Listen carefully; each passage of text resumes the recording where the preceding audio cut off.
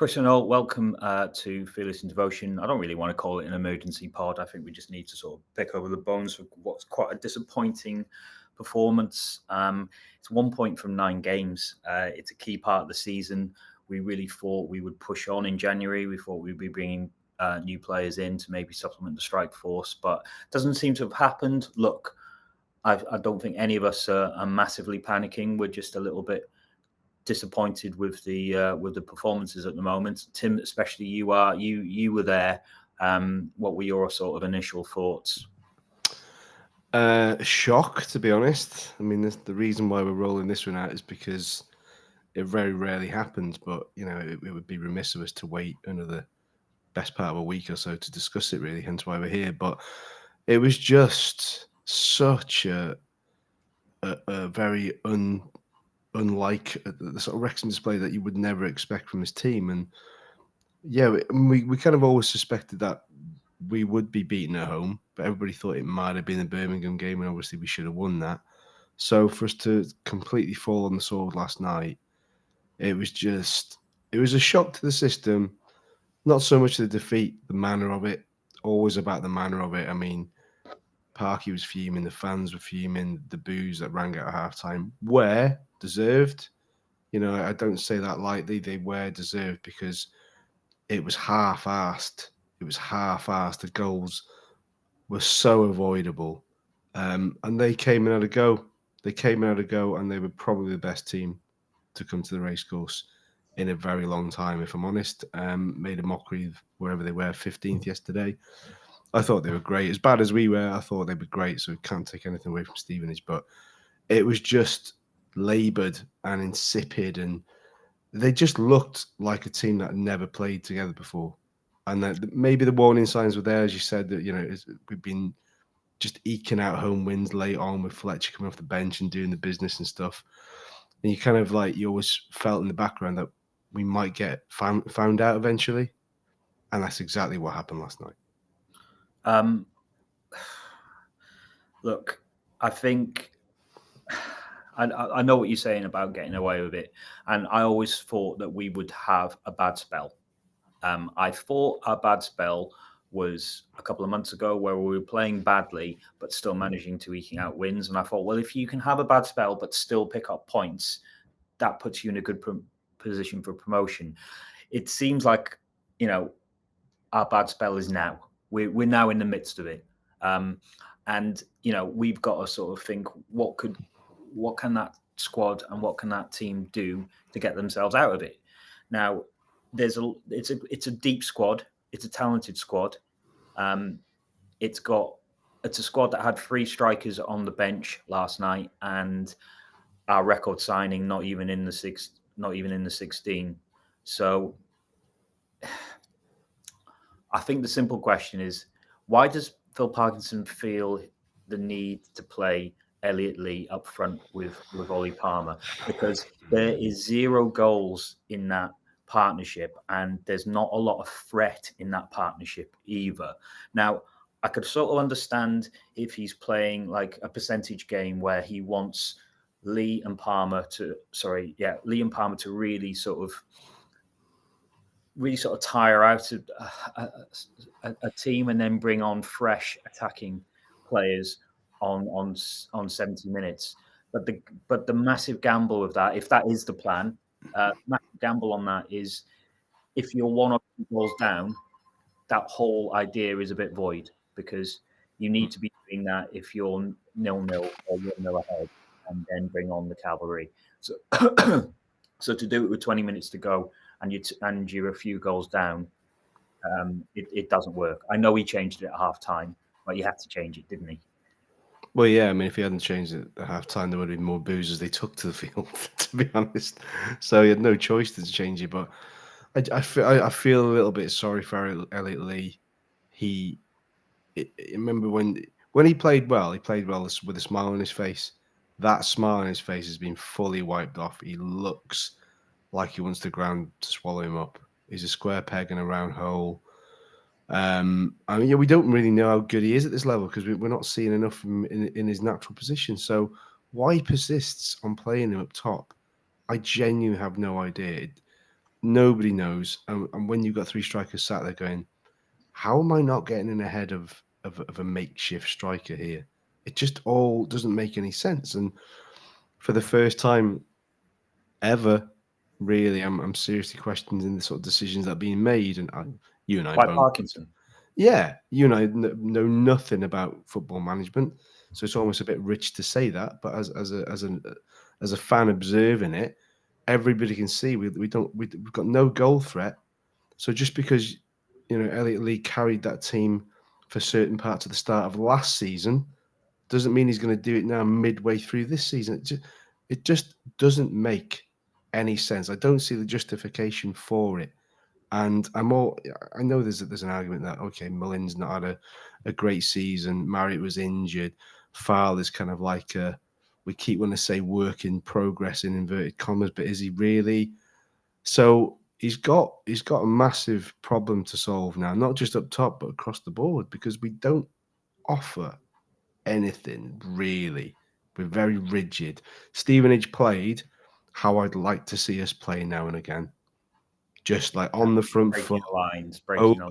Yeah, overlaps, running at your players, running through. I mean, that first goal is ridiculous. When he runs in a straight line, I'm like, well, one of those four players around him is going to tackle him at some point. And he didn't. And he kind of like manages to get it away on the outside of his boot. I mean, it's just And Harper's got to do better with it. It's a catalogue of errors for all three. I mean, you thought the first two were bad, and the second goal is awful, just goes straight through his hands. But the third one, I said to my dad, they'll score again here. I knew it because of the way we were being carved open.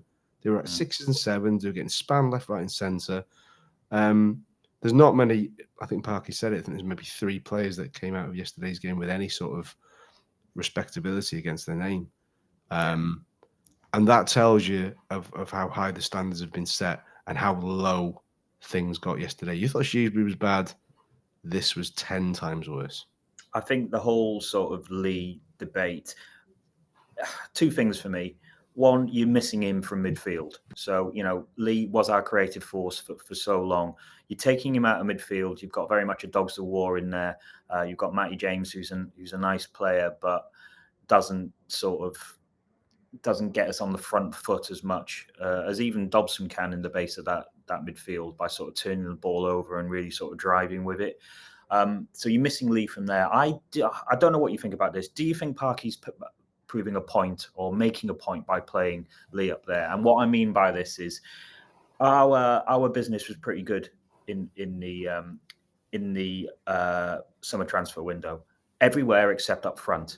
In the end, I think he was forced into somewhat of a panic buy to get Mo Fowle in because he needed a body, and Fowle offered something a little bit different to what we had. I'm not sure he truly trusts Fowle yet.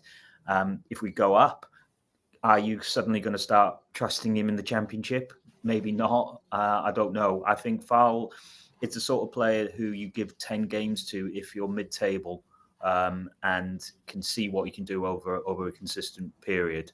I don't think he's the sort of player to bring in when you're going through promotion. Maybe no one thought we would be this high.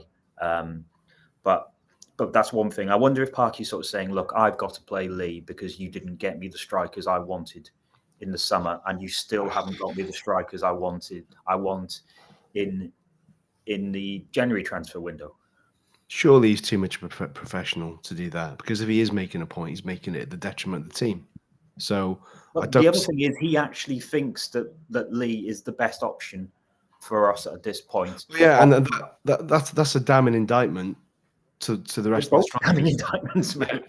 So it's a two-way thing, really, and he talks of having this sort of really tight dressing room and how they want to fight for each other.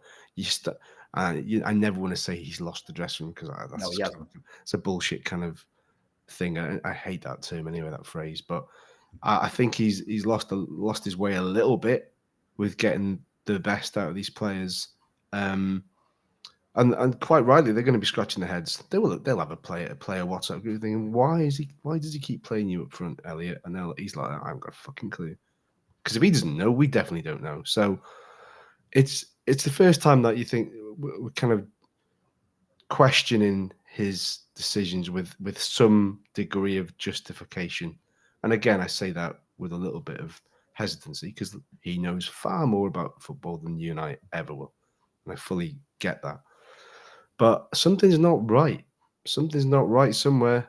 How you can raise your levels as you'd expect them to for Birmingham and play really, really well and should win that, and then completely turn the tap off and go the opposite direction and take Stevenage for granted, which is exactly what they did. They were Well, 2 complacent. goals away from home all season, I think, isn't it?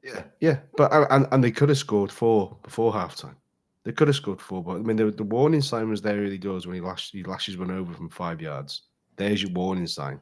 Pick up on it. Where's the leadership at the back?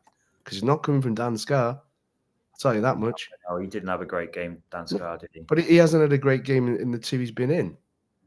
You know, so you're then going, Dan Scarr's like saying in the paper, oh, yeah, I know if to bide my time, blah, blah. Well, you've bided your time, but you're not taking your chance. So now there's that thing, well, who do I play now? Do I bring Owen O'Connell back in so soon when he was getting ripped and sorry, had to be pulled out for a little bit of protection for him, really, form-wise. Brunt's got a start. Massive, massive loss. When he plays, the next thing is we don't this lose. is what we have to ask now, isn't it? What can we do next? Can I just say Stevenage just scored 7 goals away from home for 3 last night, so I was wrong on the 2. But this is the next thing, right? What do we do next? Now, there's 2 things to this.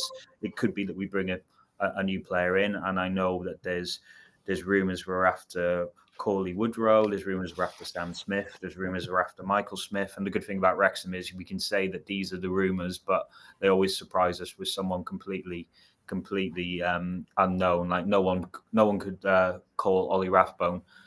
So yeah, they could bring someone in. There's still time for that. Transfer window doesn't shut until Monday. There's movements there, and if Wickham do sell Kone to Luton, you would say that Woodrow's probably the biggest chance we've got there. Smith from Sheffield Wednesday seems to be playing, and I don't think they're in much rush to sell him with 6 months left on his contract because they know they can't get a big fee for a 33-year-old. Sam Smith, I think if Reading let him go, that really hampers their playoff bid. And would they really want to do that because they can't bring anyone in due to a transfer embargo? So, that's one thing. The other thing is, as you sort of said there, what can we do within the squad to change things? I mean, at the moment, mate, Ryan Barnett's our only real attacking outlet, and if you stifle him, the whole rest of the team really suffers, and that might be due to the midfield composition. I actually thought that midfield 3 did really well against Birmingham, but that's like a cup tie. Birmingham got very talented players, and you have to dig in there, and the likes of Dobson are very good at that. But every game at this stage of the season should be treated as such, not just one-offs here, there, and everywhere. That's why I kind of like go back to the mentality aspect of it. And they've had this siege mentality for so long in the face of the whole media glare with the documentary, and they've really, really navigated that successfully and really reveled in it and gone, right, we'll show people that we're not just mercenaries. We're going to show people that we're here for the ride, blah, blah, blah. And they've done that, but I kind of feel like they've hit a bit of a wall now. And Parky, in a weird way, sending out mixed signals. Like I'm reading his quotes in the paper saying, "Yeah, there's no surprise that we're looking for players." But then he says, like, if worse comes to the worst and we don't sign anybody, we'll go with what we got because I'm more than happy with that. Well, you can't be more than happy with it based on last night. You can't be because you've already said that heads will roll for the Crawley game. So which is it? You're either happy with the squad you got or you want to freshen it up. And if you want to freshen it up, you better get a move on because you haven't got much time left. Again, I don't think that's purely down to Parky. I think Parky identifies the players he wants to bring in, but then it's up to the team off the field to go and get them. And but we are slow at this, aren't we? Well, I really thought we would have strikers in by now. I really did, especially with Marriott injured. I thought they'd have 2 or 3 ready to go as soon as January hit, much like Huddersfield, who did their business a few weeks ago. It's not happened. I don't know if other clubs hold us to ransom a little bit more than anyone else, but we're still waiting for those to come in. So, say for example, we don't bring anyone in Tim, let's sort of go through who your team would be for Crawley away on Saturday. Well, I love Arthur, and that was probably his worst game for us. If you take away the Birmingham Cup game, that was probably his worst game. His distribution was dreadful. He's not vocal. He needs to be vocal. We saw that with the Scar mishap, where Scar almost headed it past him, and he was stood right behind him. It's like, how did you not know he was there? He didn't shout. It's not like it was a tinderbox atmosphere last night. So he needs to be more vocal. He needs to be. Sometimes it's a weird situation with goalkeepers. He gets accused of being a little bit too casual and slow releasing the ball. But if nobody's looking for it, there's no movement. What's he supposed to do with it? So it's catch-22. So you're going to go with him, obviously. As much as I like Foster during the Virtue Trophy game, it's probably a bit of a leap. Not Foster. And you don't bring in Howard as dependable as he has been. You've got to stick with Arthur because, again, you suddenly bomb him out of the team. It's a massive blow to his confidence. So you've got to give him some back in there. Then you Max had a poor game, to be fair, despite his goal. Top scorer. We're in this situation where remember Sean Pearson was a top scorer. Yeah. We're back there in a weird way. We're regressing to National League days.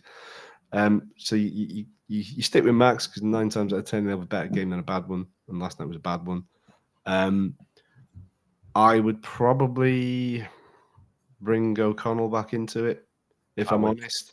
Yeah. If I'm honest. And it's a difficult one. It's kind of like,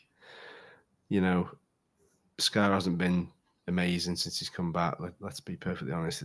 There's elements of liability about him, and I didn't like the fact he was finger pointing here, there, and everywhere yesterday. It's like, take some responsibility.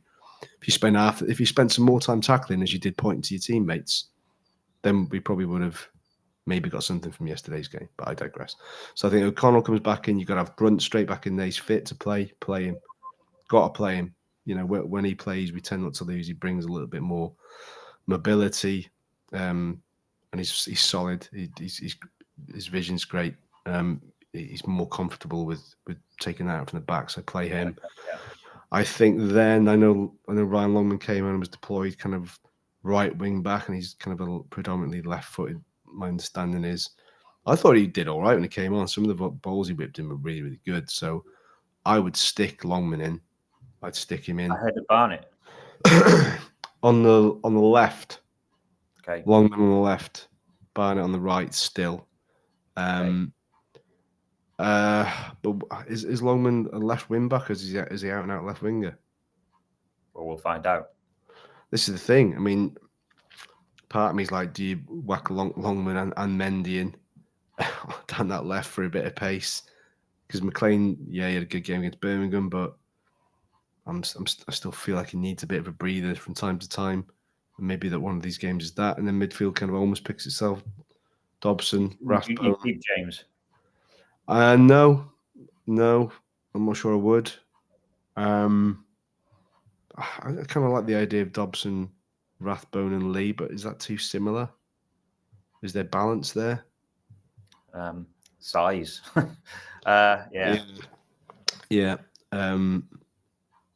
God, we miss the sort of the consistency of James Jones and Ford and stuff, don't we? And then you kind of up top. Marriott looks sharp again. Nice shot on the turn, force the keeper into that save. Looks lively. I would probably go Marriott. I'd love to say Marriott and Mullin. That's not going to happen. So it's going to be Marriott and Fletcher potentially.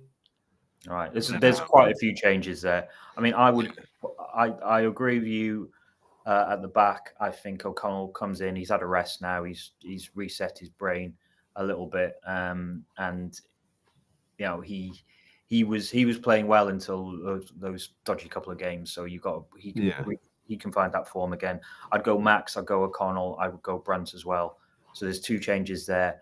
I would keep Barnett on the right. I might bring Longman in on the left. That's 3 changes. Now in midfield, I might put Jimmy in there.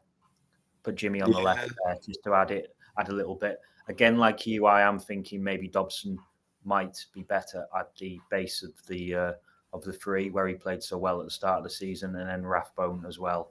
Right, there's a bit more physicality in there. Up front, he'll keep Palmer.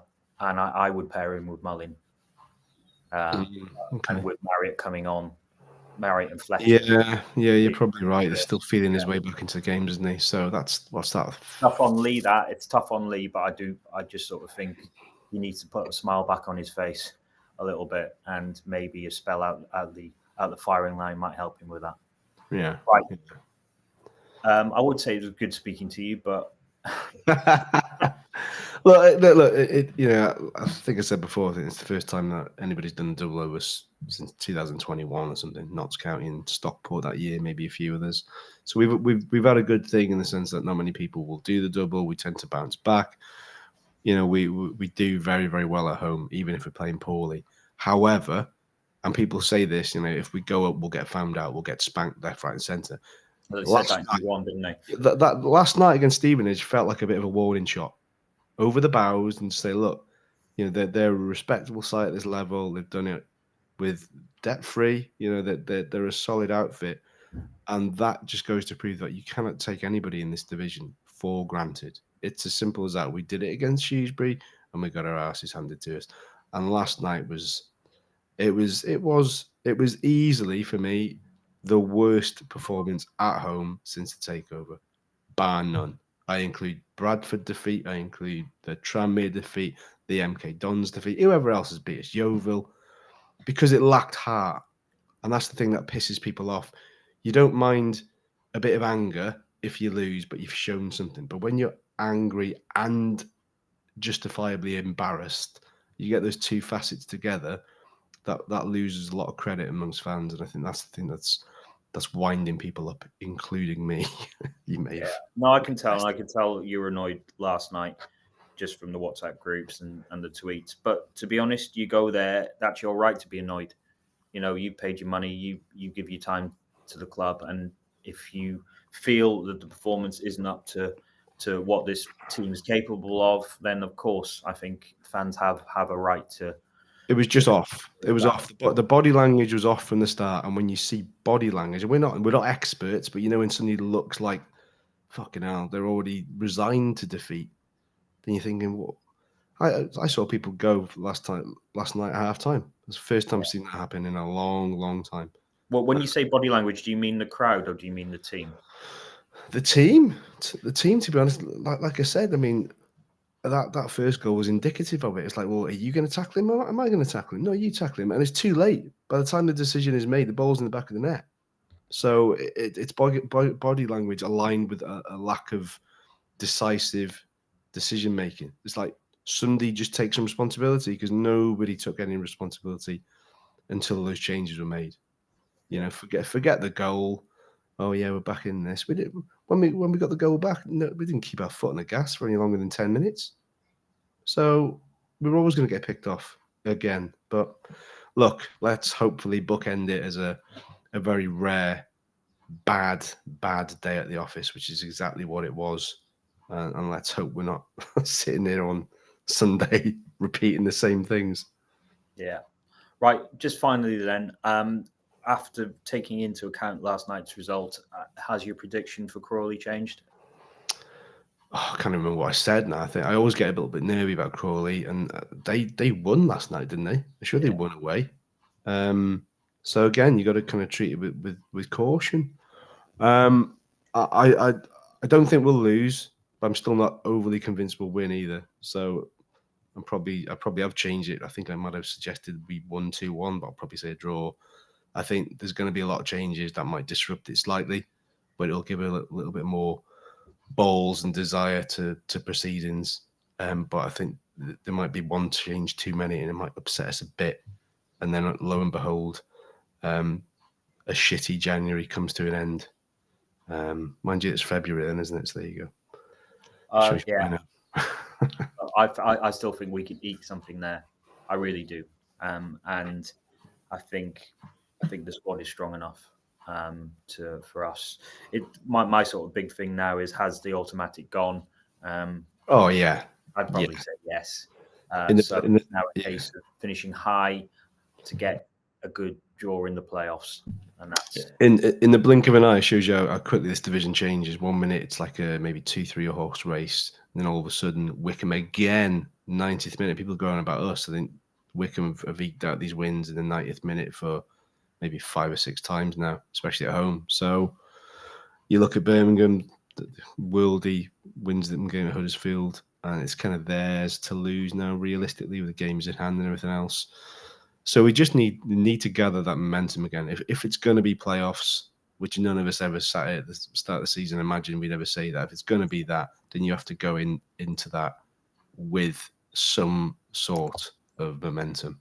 Because if we don't, we all know what will happen. So let's see. There's still plenty of football to be played, but shit me, it's got to be a damn sight better than what it was last night. No, agree. And, in Parky we trust. And I do think he'll turn it around. Yeah, 100%. Right. Thanks very much for that. Sorry, it was a bit morose, but there you go. Go and get yourself a coffee and a biscuit now. Cheer up. Goodbye. Cheers.